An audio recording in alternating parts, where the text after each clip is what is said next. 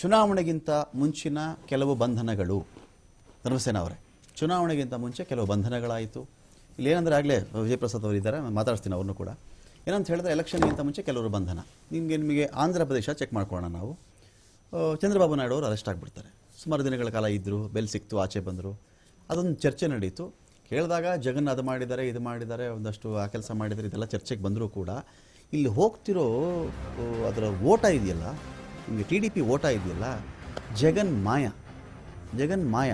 ಅವತ್ತು ನಾರಾ ಚಂದ್ರಬಾಬು ನಾಯ್ಡು ಅವರು ಇದನ್ನೇ ಮಾತಾಡ್ತಾ ಇದ್ರು, ಇದು ರಾಂಗ್ ಅಂತ. ಅದು ಅನೇಕರು ಕೂಡ ಮಾತಾಡಿದ್ರು. ಈ ಕಡೆ ಕೇಜ್ರಿವಾಲ್ ಮತ್ತು ಓಪನ್ ಆಗಿ ಇನ್ನೊಂದೇನಿತ್ತು ಅಂದರೆ ಮಿನಿಮಮ್ 15 ಜನ ಇವರು ಜೈಲಿಗೆ ಹಾಕ್ತಾರೆ, 15 ರಾಜ್ಯಗಳ ಮುಖ್ಯಮಂತ್ರಿಗಳು ಜೈಲಿಗೆ ಹಾಕ್ಬಿಡ್ತಾರೆ ಇರುವಂಥ ಒಂದು ಚರ್ಚೆ ನಡೀತು ಸರ್, ಜೋರು ಚರ್ಚೆ. ಅದು 2028ಕ್ಕೆ ಎಲೆಕ್ಷನ್ನೇ ಇರಲ್ಲ, ಈ ಬಾರಿನೂ ಇವರೇ ಬಂದುಬಿಟ್ರೆ 28ಕ್ಕೆ ಎಲೆಕ್ಷನ್ ಅವಕಾಶನೇ ಇಲ್ಲ ಅಂತ ಆ ಚರ್ಚೆಗಳು ನಡೀತು. ಎಲೆಕ್ಷನ್ಗಿಂತ ಮುಂಚಿನ ಬಂಧನಗಳು, ಕೆಲವು ಸಾಮಯಿಕ ಸಮಸ್ಯೆಗಳು, ಆ ಸಮಯದ ಸಮಸ್ಯೆಗಳು ಒಂದು ಪರಿಣಾಮವನ್ನು ಈ ಮತದಾರನಲ್ಲಿ ತೋರಿಸ್ತಾ ಇದ್ದಾನೆ ಮತದಾರ ಮೂಲಕವಾಗಿ ಅಂತ. ಸರ್, ತಾವೇನು ಹೇಳ್ತಾ ಇದ್ದೀರಿ ಬಹಳ ಆಪ್ಟಾಗಿ ಇವತ್ತಿನ ಸಿಚುವೇಶನ್ಗೆ ಏನು ಕಳೆದ 5 ವರ್ಷಗಳಲ್ಲಿ ನಡೀತು, ಇದು ಬಹಳ ಕರೆಕ್ಟಾಗಿ ತಾವು ಆಮ್ ಆದ್ಮಿ ಅವ್ರು ಕೇಳ್ತಾರೆ ಸರ್.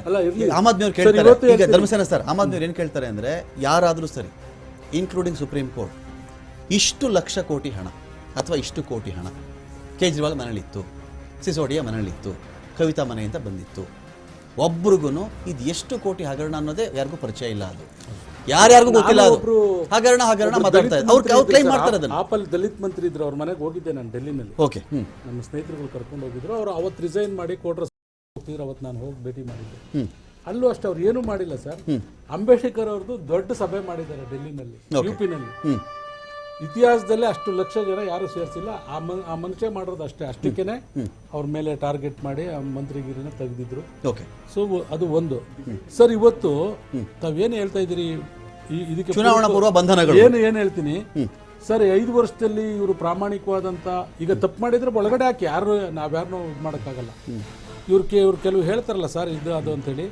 ಸರ್, ಸರ್ಕಾರದ ಕೈನಲ್ಲಿ ಈಗ ಒಬ್ಬ ಮಂತ್ರವಾದಿ ಇದನ್ನ ಹಿಡ್ಕೊಂಡು ಕೇಳ್ತಾನಂತೆ, ಈ ಪ್ರಾಣಿ ಬದುಕಿದೆಯಾ ಸತ್ತಿದೆಯಾ ಹೇಳು ಅಂತ ಹೇಳಿದ್ರೆ, ಅದು ನಿನ್ ಕೈಯಲ್ಲಿದೆ ಅಂತ ಹೇಳ್ತಾನೆ ಬುದ್ಧಿವಂತ. ಯಾಕೆಂದ್ರೆ ನೀನ್ ಸತ್ತಿದೆ ಅಂದ್ರೆ ಬದುಕಿಸ್ತೀಯಾ, ಬದುಕಿದೆ ಅಂದ್ರೆ ಸಾಯಿಸ್ಬಿಡ್ತೀಯಾ. ಸೊ ಆ ತರ ಇದು ಸರ್ಕಾರಗಳ ಕೈನಲ್ಲಿ ಯಾವುದೇ ಒಬ್ಬ ಭ್ರಷ್ಟಾಚಾರ ಮಾಡಿದವನಾಗ್ಲಿ, ಕೊಲೆ ಮಾಡಿದವನಾಗ್ಲಿ, ಸರ್ಕಾರದ ಕೈನಲ್ಲಿ ಆ ಪ್ರಾಣ. ರಾಜಸ್ಥಾನದಲ್ಲಿ ಕಾಂಗ್ರೆಸ್ ಬಿಜೆಪಿ ಹಾವು ಏಣಿ ಆಟ. ರಾಜಸ್ಥಾನದಲ್ಲಿ 14ರಲ್ಲಿ ಬಿಜೆಪಿಯ ಲೀಡ್, 14 ಸ್ಥಾನಗಳಲ್ಲಿ ಬಿಜೆಪಿಯಲ್ಲಿ. ಮೊನ್ನೆ ಅಷ್ಟೇ ಬಿಜೆಪಿ ಪ್ರಚಂಡ ಜಯಬೇರಿ ಬಾರಿಸಿದಂಥ ರಾಜ್ಯಗಳಲ್ಲಿ ರಾಜಸ್ಥಾನ ಕೂಡ ಒಂದು, ಮಧ್ಯಪ್ರದೇಶ ಕೂಡ ಒಂದು. ಅಂತಹ ರಾಜಸ್ಥಾನದಲ್ಲಿ ಕಾಂಗ್ರೆಸ್ ಮತ್ತು ಬಿಜೆಪಿಯ ನಡುವೆ ಹಾವು ಏಣಿ ಆಟ ನಡೀತಾ ಇದೆ. ಹೇಳಿ ಸರ್, ಕಂಟಿನ್ಯೂ ಮಾಡಿ ಸರ್.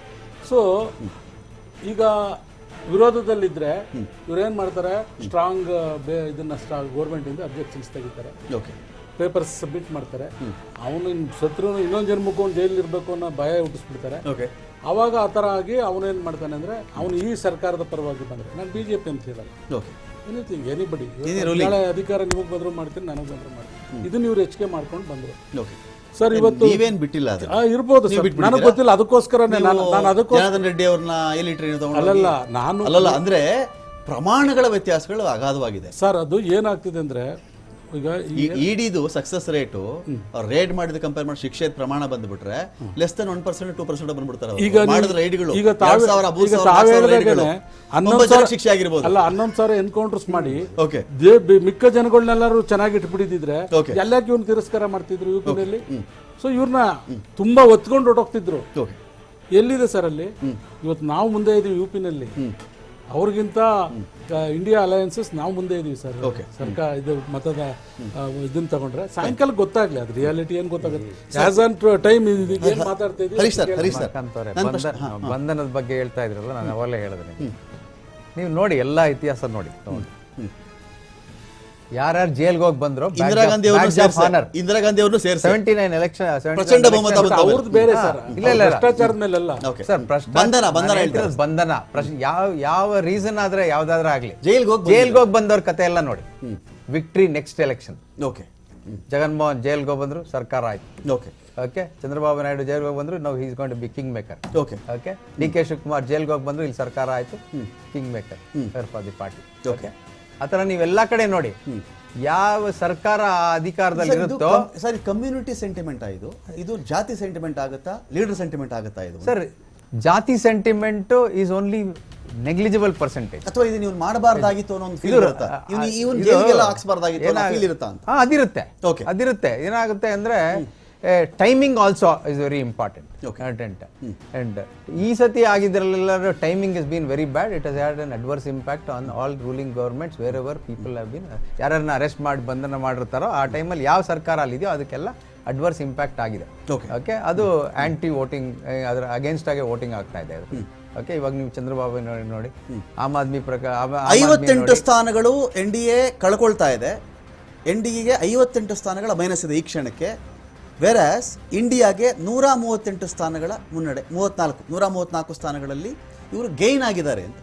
58 ಅವರು ಕಳ್ಕೊಳ್ತಾ ಇದ್ದಾರೆ, ಇವರು 134 ಸ್ಥಾನಗಳಲ್ಲಿ ಲೀಡ್